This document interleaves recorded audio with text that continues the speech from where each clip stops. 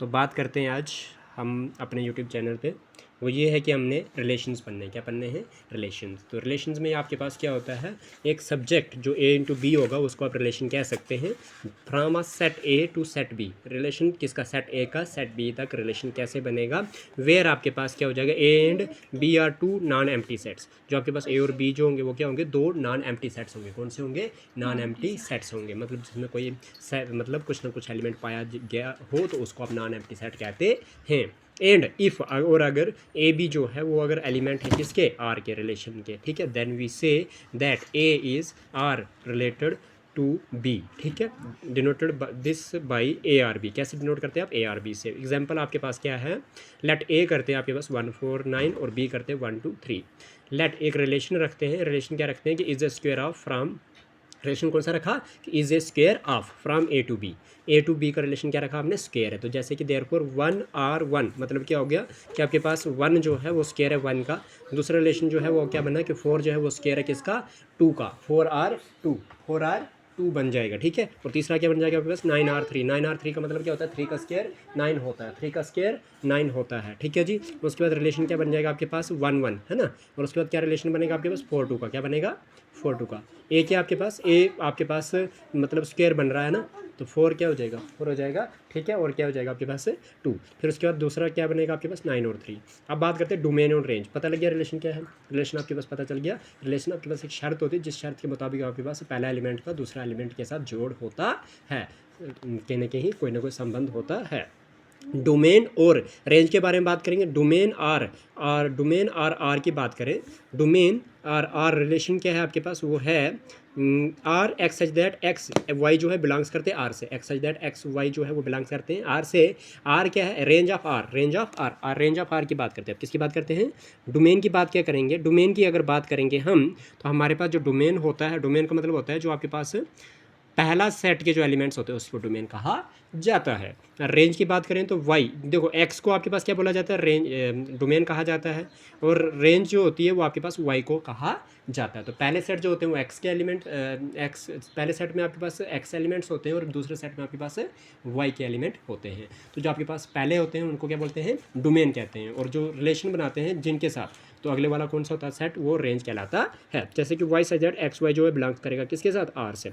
मतलब वो जो आपके पास एलिमेंट्स होंगे वो उस रिलेशन के अंडर आएंगे, ठीक है।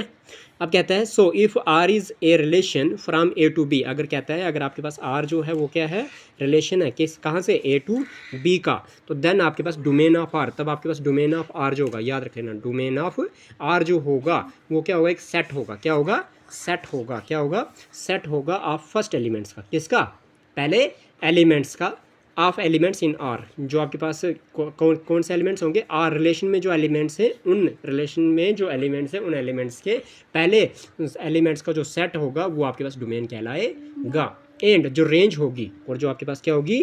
रेंज जो होगी वो क्या होगी? वो सेट होगी। क्या होगी? वो सेट होगी किसकी? सेकेंड एलिमेंट्स की। किसकी? फर्स्ट एलिमेंट जो आपके पास, जो फर्स्ट एलिमेंट का जो सेट होता है वो रिलेशन का वो डोमेन कहलाता है, और रिलेशन का सेकंड एलिमेंट का जो सेट होता है वो रेंज कहलाता है। कोई डाउट है? नहीं है जी, ठीक है। अब एग्जांपल इफ़ क्या कहता है? एग्जांपल है आपके पास कि इफ़ आर जो है रिलेशन है, आर जो है रिलेशन है आपके पास, वो क्या है कि आपके पास रिलेशन में 2 3 दिया हुआ है। क्या दिया हुआ है? 2 3 दिया हुआ है, ठीक है। और 4 5 दिया हुआ है, ठीक है जी। इज़ अ रिलेशन, ये क्या आपके पास? रिलेशन है फ्रॉम ए पे क्या आपके पास? 2 4 6 8 है ना। To the set, A set के लिए ये, और बी सेट के आपके पास 3 5 7 9। तो डोमेन क्या होगा आर का? आर का डोमेन ये होगा कि देखो यहाँ पे आर का डोमेन क्या होगा, तो डोमेन आपके पास का मतलब क्या होता है कि पहले वाला, है ना। तो रिलेशन का डोमेन क्या होगा? एक्स। एक्स वाले एलिमेंट को आप डोमेन कहते हैं। एक्स वाले एलिमेंट को क्या कहते हैं आप? डोमेन कहते हो। तो एक्स वाला एलिमेंट क्या है यहाँ पे? 2। वाई वाला एलिमेंट क्या है यहाँ पे? 3। तो एक्स क्या गया? 2। और यहाँ पे एक्स क्या गया? 4। तो 2 और 4 क्या गया आपके पास? डोमेन आ गया। तो इसलिए डोमेन ऑफ आर क्या बन जाएंगे आपके पास? 2 4 बन जाएंगे। अब रेंज की बात करें, किसकी बात करें? रेंज की। तो रेंज क्या होंगे? वाई वाले एलिमेंट। तो आपके पास रिलेशन में वाई क्या है? 3, और दूसरा में क्या है? 5। तो 3 और 5 क्या हो गया आपके पास? वो आपके पास रिलेशंस बन गए, रिलेशंस बन गए आप। तो उसके बाद आपके पास तो नंबर ऑफ रिलेशंस अब पता लग गया। डोमेन क्या है, रेंज क्या है, रिलेशन क्या है, ठीक है। अभी बात करते हैं कि रिलेशंस किस तरह से निकालने के, कितने रिलेशंस हैं इसके साथ, कितने रिलेशंस। तो रिलेशंस क्या होता है, लेट ए कंटेन्स पी एलिमेंट्स। आपके पास ए जो है, सेट ए जो है आपके पास सेट ए है, उसमें आपके पास कितने एलिमेंट्स हैं, पी एलिमेंट्स है। पी मतलब नंबर ऑफ एलिमेंट्स, ओके जी।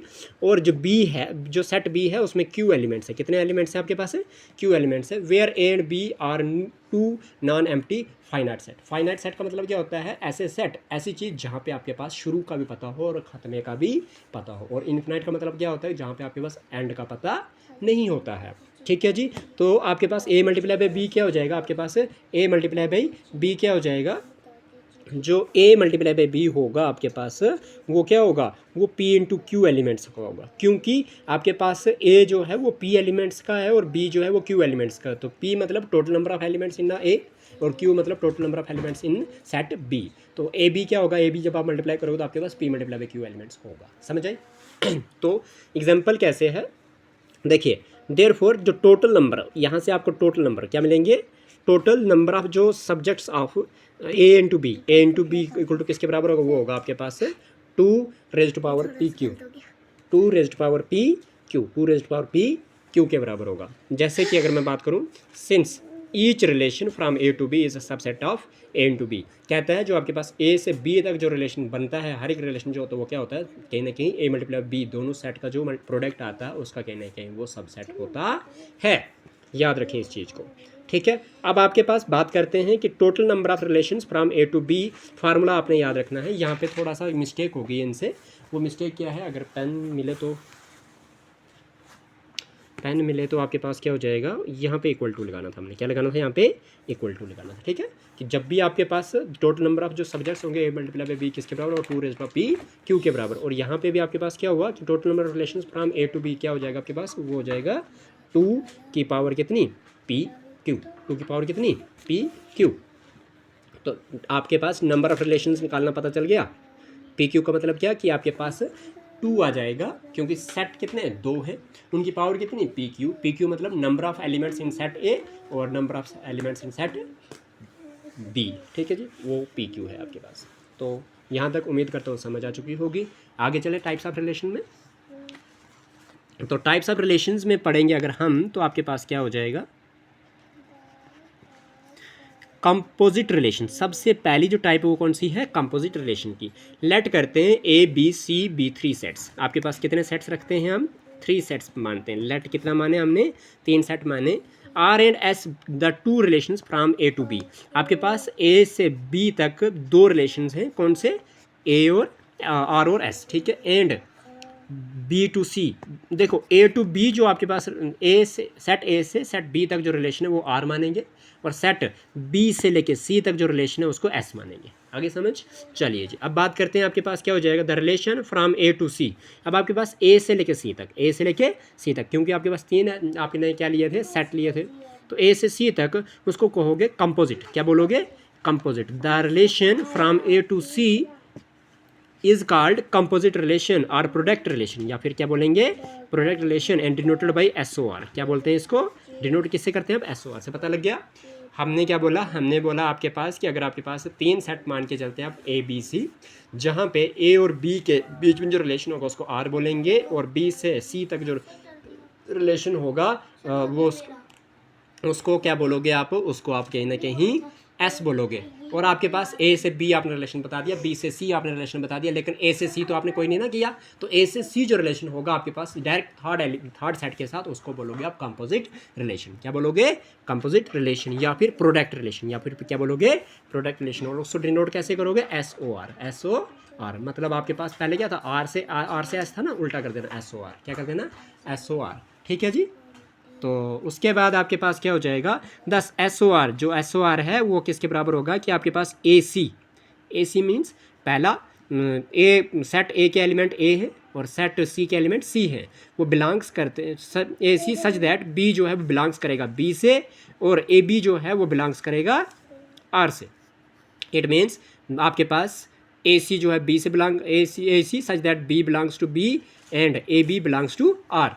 और वैसे अगर बी सी की बात करूँ, मैं किसकी बात करूँ, बी सी की बात करूँ, तो बी सी बिलोंग करता है एस से। किससे बिलोंग करता है, एस से, क्योंकि बी सी क्या है, बी और सी के बीच में रिलेशन जो था वो एस का रिलेशन था, और ए और बी के बीच में जो रिलेशन था वो किसका था, आर का रिलेशन था। ठीक है, और as an example consider relation, आपने क्या करना है, एक एग्जाम्पल मानते हैं, क्या मानते हैं, एग्जाम्पल मानते हैं, और रिलेशन मान के चलते हैं, रिलेशन मान के चलते हैं। तो रिलेशन क्या है आपके पास, अगर मैं बोलूँ कि आर इज इक्वल टू क्या हो जाएगा, अगर मैं रिलेशन की बात करूँ तो वो है 1 4 2 6, ये रिलेशन आर है, और एस रिलेशन मान के चलते हैं कि 4 8 और 6 12 ये रिलेशन है। ठीक है, तब आपके पास एस ओ आर क्या हो जाएगा, एस ओ आर का मतलब ये होगा कि आपके पास, आप देखो ए और सी, एस ओ आर का मतलब क्या हो गया कि आपके पास ए और सी सेट के बीच में आपने रिलेशन देखना है, तो ये आपका ए है और ये आपका बी है, ये आपका बी है और ये आपका सी है। तो आपके पास ए में यहाँ पे देख रहे हो, आपके पास अगर देख रहे हो आप, नेक्स्ट क्या हो जाएगा आपके पास, अभी हम बात कर रहे थे कि आपके पास ये आर जो है रिलेशन जो है, आर और एस जो रिलेशन थे ये ए बी और बी सी के बीच में थे, हमने ए और सी के बीच में रिलेशन बताना है, तो ए और सी में रिलेशन कैसे बताएंगे वो हम बताते हैं। देखो यहाँ पे ए का जो आपके पास रिलेशन वो क्या 1 4 है, और आपके पास सी का जो रिलेशन है वो क्या है आपके पास, कहीं ना कहीं 6 12 है ना जी। तो आपने क्या कर देना है, इसको कैसे करना है, 1 आ गया इसका x, और आपके पास यहाँ पे b का जो है वो क्या है 8 है y, है ना। तो आप क्या करोगे, 1 इसका x लोगे और इसका x लोगे। ठीक है, मतलब ए बी जब आप चुनोगे, मैं आपको बता दूँ, अगर कापी दो तो मैं बताता हूँ कापी। ठीक है, क्या है कि ये थोड़ा सा डीप कंसेप्ट है, वो डीप कंसेप्ट क्या है ऐसे अंडरस्टैंड नहीं होगा। तो आपके पास सिंपल सी बात अगर कहें हम कि हमारे पास ए से लेके ए रिलेशन जो था बी तक, ए रिलेशन जो था बी तक, वो था आपके पास क्या, वो था आपके पास 1 4, ठीक है, और 2 6, ठीक है जी। फिर उसके बाद आपने देखा कि बी से सी तक जो रिलेशन था बी आर सी, वो रिलेशन क्या है आपके पास, वो है आपका 4 8 और 6 12, ठीक है जी, यही है। अब क्या कर देंगे, अब इसमें क्या हुआ, इसमें बात करते हैं। हमने क्या निकालना है, हमने निकालना है एस ओ आर, क्या निकालना है, S O R. S O R means यहाँ पे क्या था, यहाँ पे एस रिलेशन था, यहाँ पे क्या था, एस रिलेशन था, यहाँ पे क्या था, आर रिलेशन था। तो एस ओ आर कैसे निकलेगा, एस ओ आर निकलेगा आपके पास जो रिलेशन आपके पास, यानी कि आपके पास एस ओ आर कैसे निकालोगे, वो निकालोगे ए के साथ आपने क्या निकालना है, ए और सी के बीच में रिलेशन बताना है, A R C. A R C मतलब ए को रिलेट करवाना है किसके साथ, सी के साथ, ए को रिलेट करवाना है किसके साथ, सी के साथ। वो कैसे करोगे, आपने एक सिंपल सी बात करनी है, यहाँ पे आपको पता है कि ये ए है और ये बी है ना, और ये क्या है, बी है और ये क्या है, सी है। ठीक है जी, यहाँ तक क्लियर है। आपने जब ए ढूंढ रहे हो, यानी कि एस ओ आर ढूंढ रहे हो, तो आपने क्या करना है, जब आप यहाँ पे ए चुनोगे तो यहाँ पे ये समझ लो कि ये ए है और यहाँ पे क्या है, ये बी है ना। तो आपने एस ओ आर कर रहे हैं, तो ए में आपके पास एक्स, इसका ए का लेना, आपने एक्स किसका लेना है, ए का, तो एक्स, ए का एक्स क्या है 1 है, और बी किसका लेना आपने, वाई किसका लेना, बी का, वाई किसका लेना है, बी का। समझ आएगी नहीं, तो आपके पास 1 8 आ गया आपके पास रिलेशन कौन सा, एस ओ आर का। आगे समझ, ए को रिलेशन लोगे आप, अब ए तो बात होगी इधर, है ना, ए की तो पता चल गया।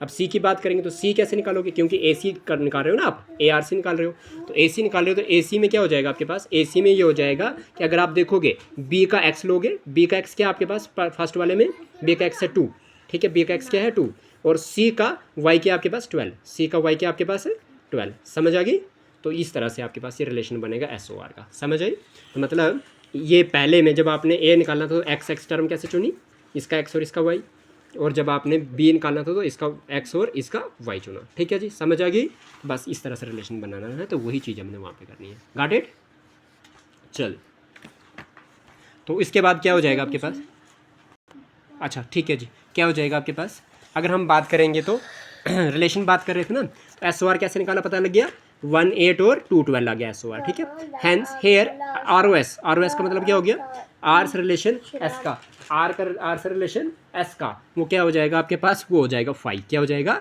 5, मीन्स देखो हमने जब ए टू बी गया था तो रिलेशन क्या था आर, जब हमने बी से सी लिखा तो रिलेशन क्या था एस, तो आर ओ एस डायरेक्ट नहीं कर सकते, हमने क्या करना है उल्टा कर देना एस ओ आर, तो एस ओ आर रिलेशन निकल सकता है लेकिन आर ओ एस से नहीं निकल सकता। आर ओ एस क्या निकलता है, फाई निकलता है आर ओ एस।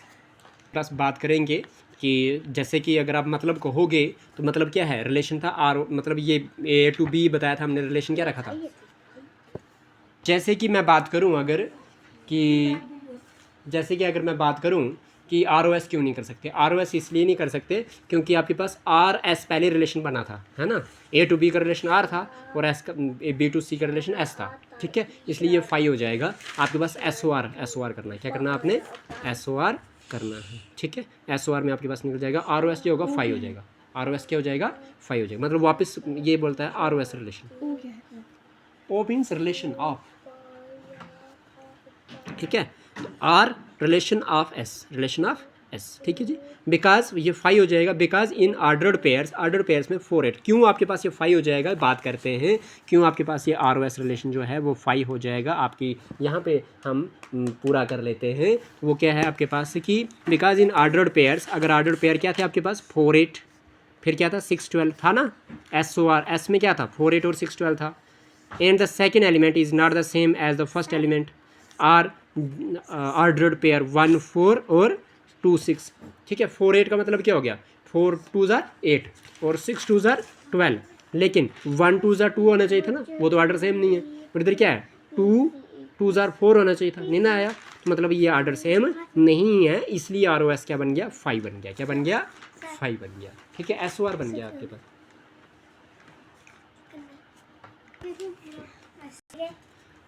तो क्या हो जाएगा आपके पास, अगर हम बात करेंगे तो अगर आर ओ एस जो है 5 आ गया, तो आर ओ एस 5 कैसे आ गया, बिकॉज इन ऑर्डर, ये तो बता दिया मैंने रीज़न। अब बात करेंगे कि अब आप कह सकते हो कि जो एस टू आर जो रिलेशन होता है, एस टू आर जो रिलेशन होता है वो कभी भी आर ओ एस के बराबर नहीं आता है, ठीक है जी।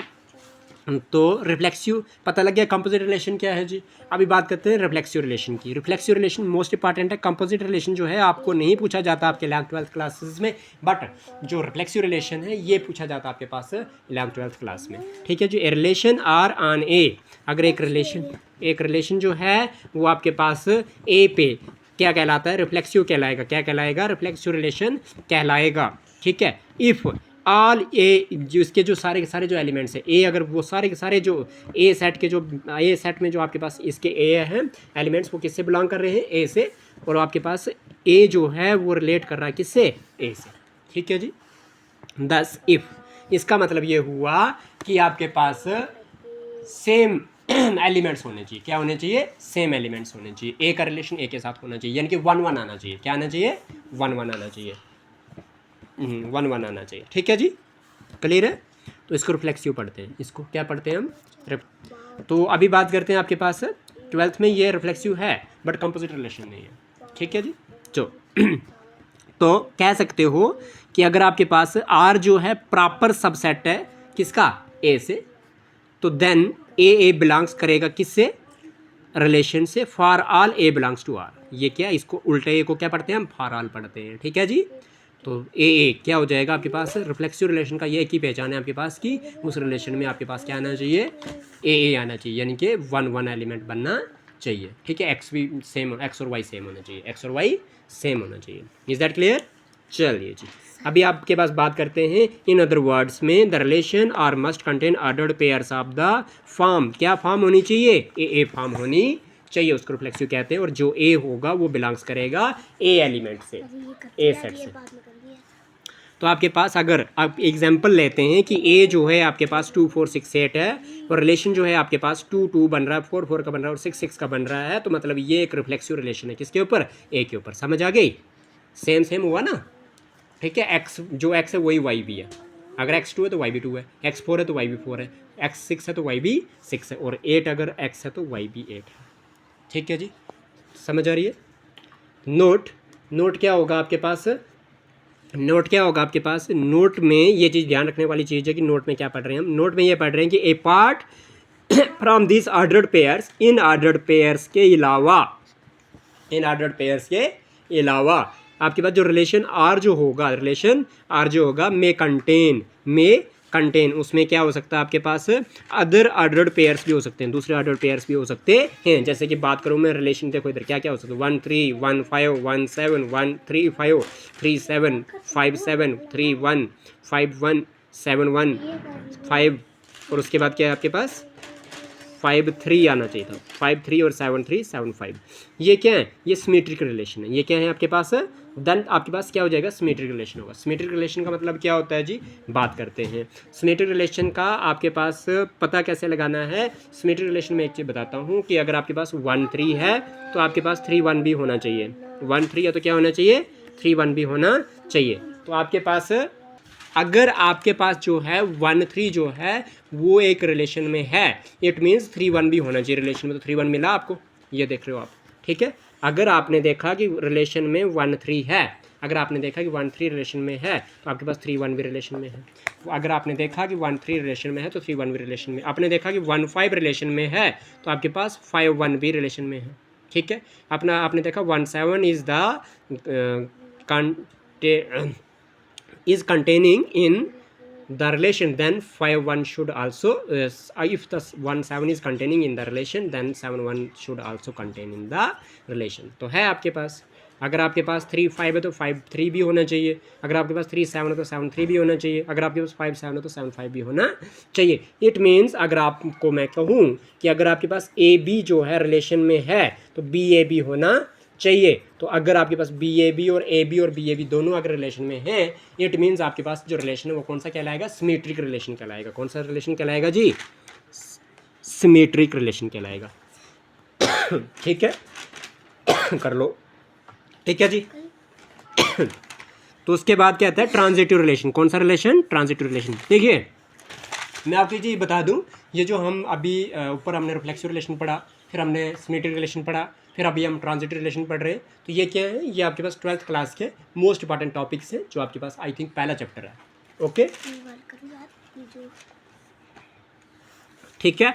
तो आपके पास ट्रांजिटिव रिलेशन कौन से होते हैं, ए रिलेशन आर जो है सेट ए पे ट्रांजिटिव रिलेशन कहलाएगा अगर उसके सारे ए बी सी जो है, जो एलिमेंट्स ए बी सी जो हैं वो किससे बिलोंग्स करते हैं, आर से करते हैं। वो किससे बिलोंग्स करते हैं, आर से करते हैं, याद रहेगा।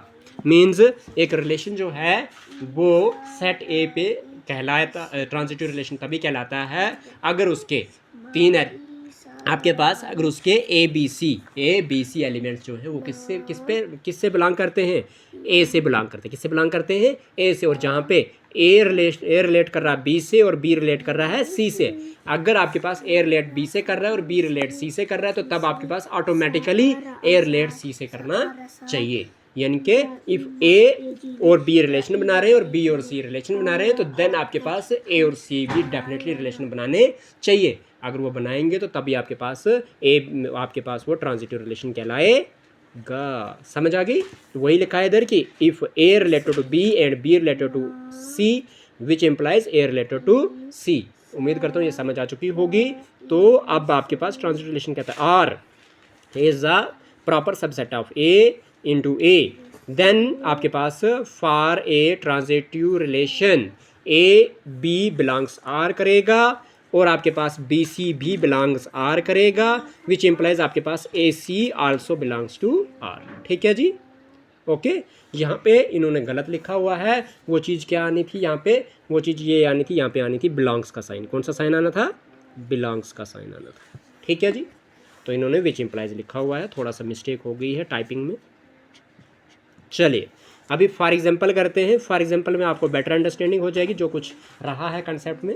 वो ये है कि अगर आपके पास एक ए सेट ए जो है वो 1 3 5 7 है, रिलेशन जो दिया वो दिया 1 3 3 5 और 1 5 का, उसको ट्रांजिटिव रिलेशन कहा। तो क्यों कहेंगे ट्रांजिटिव रिलेशन, क्योंकि आपके पास 1 3 क्या है ए बी और 3 5 क्या बी सी। तो आपके पास ए सी क्या बन गया 1 और 5 है ना, तो 1 और 5 आ गया आपके पास।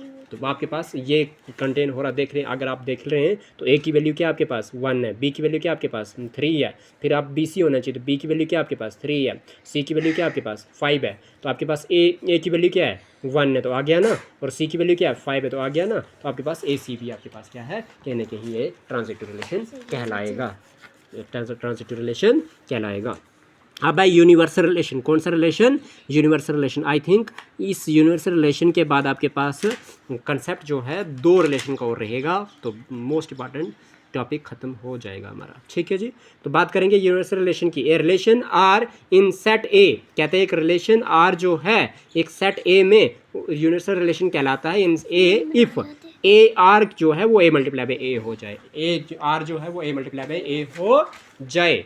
ठीक है। तो एग्जाम्पल ए मल्टीप्लाई बाई ए, क्या कहने का मतलब है मेरा वो ये है कि अगर ए जो है आपके पास 1 3 है, सेट ए जो है वो क्या है 1 3 है, तो रिलेशन क्या दिया हुआ है 1 1 3 3 1 3 3 where R is a universal relation, तो ये क्या हो जाएगा आर यूनिवर्सल रिलेशन हो जाएगा। मतलब कुछ नहीं है, मतलब कुछ नहीं है आपके पास ये है कि अगर मैं बात करता हूँ कि आपके पास जो यूनिवर्सल रिलेशन है वो क्या होना चाहिए, वो ए मल्टीप्लाई बाई ए के बराबर होना चाहिए। इट मीन्स अगर 1 है, ठीक है, अगर ए में क्या आपके पास 1 3 है, ठीक है, तो ये क्या हो जाएगा 1 और 3 आपके पास एक रिलेशन का एक सेट बन गया, तो आपके पास 3 इंटू 1 भी बन सकता है।